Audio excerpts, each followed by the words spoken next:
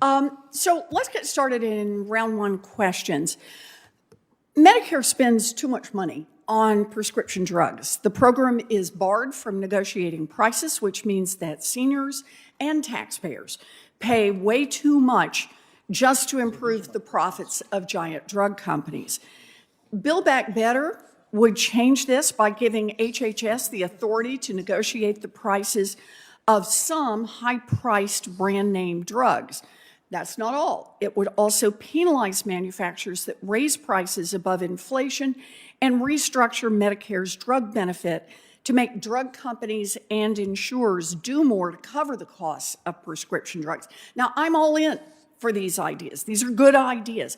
It's really great. The drug pricing provisions of Build Back Better will save an estimated $297 billion. That's a lot of money. But it's not all we can do. We can drive down drug costs in Medicare by enforcing current competition laws.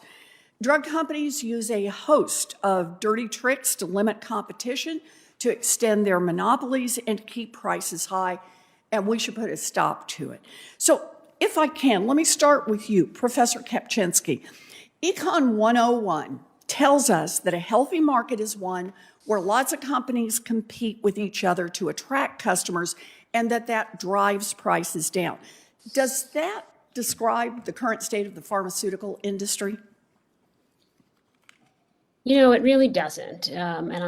For two reasons, really. One is, as with many other industries, we really have seen a wave of consolidation in recent decades. And this kind of consolidation and concentration in the industry does lead to problems, and it can threaten innovation here as elsewhere.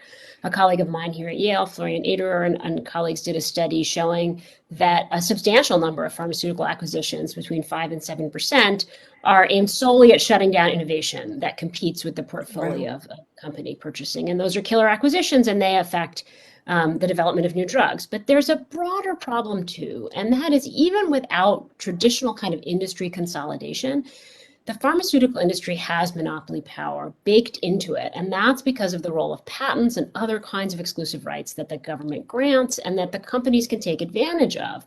So they can, as you suggest, spend their energy not on innovating, but on creating thickets of patents around their profitable drugs to delay generic entry. They can abuse the profits that they get, investing in patent lawyers to pay their competitors to stay out of the market and pay for delay deals. And so we really don't have a market that functions in a conventional competitive way. Instead, it's sort of riddled with opportunities to expand and exploit monopoly power.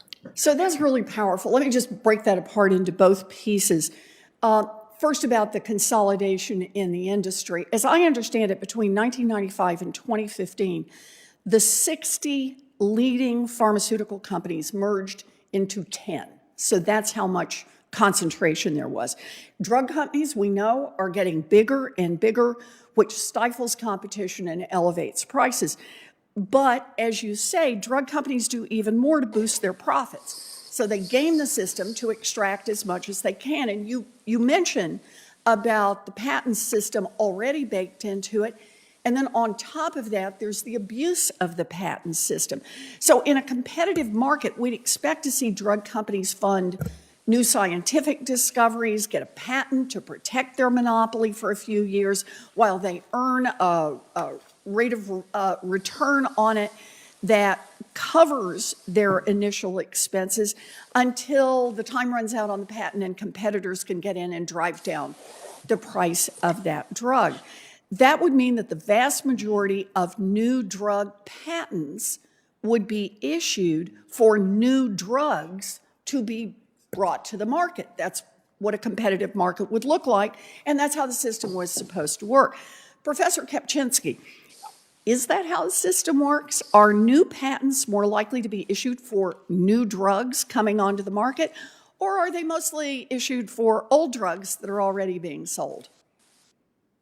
Yes, it's a terrific question. Many people think drugs are patented, and that means there's a patent on the compound, right? The active ingredient, the thing that actually cures you or helps you. That's really not the case. So drugs are commonly patented with dozens, sometimes even more than 100 patents, and there'll maybe one on the active ingredient, but there'll be many others, as I said, sometimes dozens on other kinds of things. In the sort of academic literature, we call these secondary patents.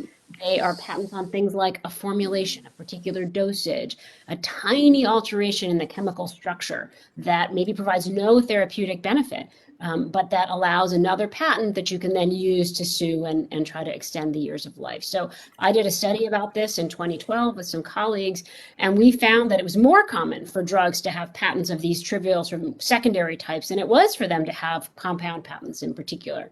And in fact, the patents come later, these trivial secondary patents. And so if you, in the study that we did, these patents could extend patent life for the drug as a whole anywhere from about 6 to 7 years nominally. Wow. Okay, so why is that a problem? Well, that kind of evergreening and thicketing, these are not therapeutic benefits, and you still get 20 years for those patents, right? So it adds more years of monopoly, and we can see that it happens more with drugs that are more expensive.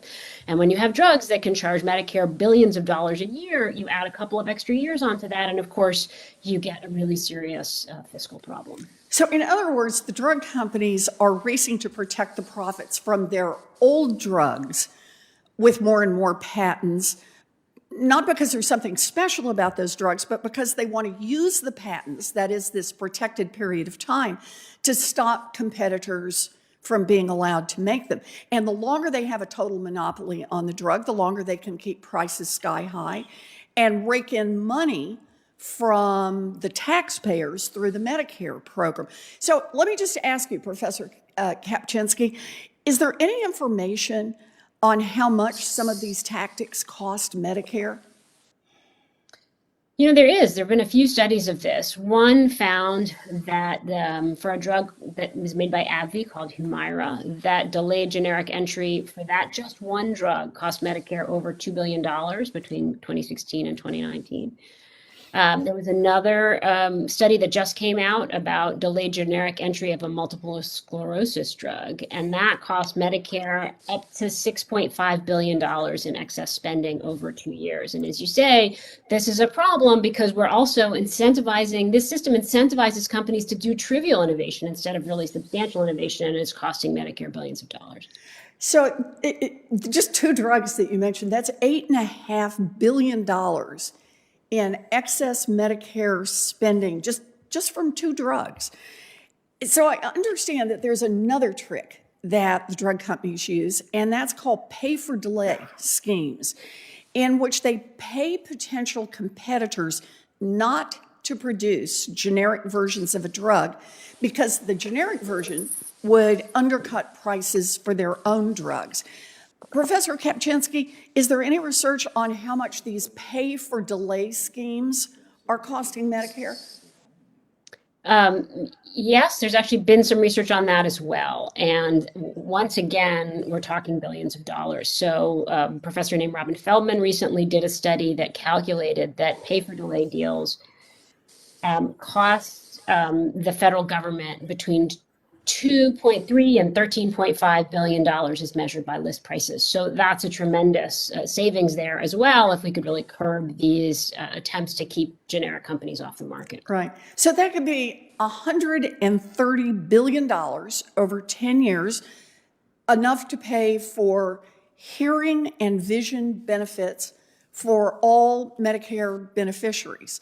So I think of this as, imagine if we put an end to all these tactics and force drug companies to actually function in a competitive market, we generate even more savings. And that's not counting the savings that taxpayers could get from Medicare actually being able to negotiate prices. This is not something special to the pharmaceutical industry. We see in industry after industry, research shows us that monopoly power leads to higher prices. And the pharmaceutical industry is just no exception to that. We should strengthen enforcement of our nation's antitrust laws. We should crack down on anti-competitive behaviors that huge drug companies use routinely to keep their prices high. And we should save Medicare billions and billions of dollars as a result. Thank you. Ranking Member Cassidy.